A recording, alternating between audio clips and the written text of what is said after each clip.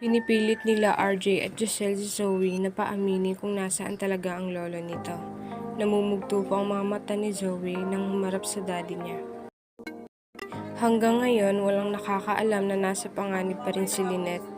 Habang ikinulong siya sa isang kwarto, nananalangin si Lynette na sana'y magkasama pa sila ng anak niya.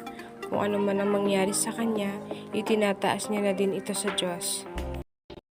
Nung makita ni Annalyn si Zoe sa Apex, hindi niya pinalagpas na tanungin ito sa mga hindi ni Zoe masagot-sagot. Nalaman naman ni Dr. Carlos na hindi pa rin tinitigilan ni Annalyn si Zoe tungkol kay Lolo Pepe. Kaya kinausap niya ito nang may galit sa mga tanong nito.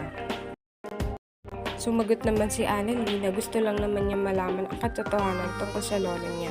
Sinabihan niya din si Dr. Carlos na hindi siya mapipigilan nito alamin ang katotohanan. Binalikan ni Harry ang kanyang tita Lynette sa bahay nito nang makita niya ang inilagay ni tita Lynette niya sa kanyang bulsa na held. Samantalang si Lynette mukhang hindi lang pagnanakaw ang nais sa kanya dahil nanghawakan siya sa pisngi nito, nagawa niya itong sampalin.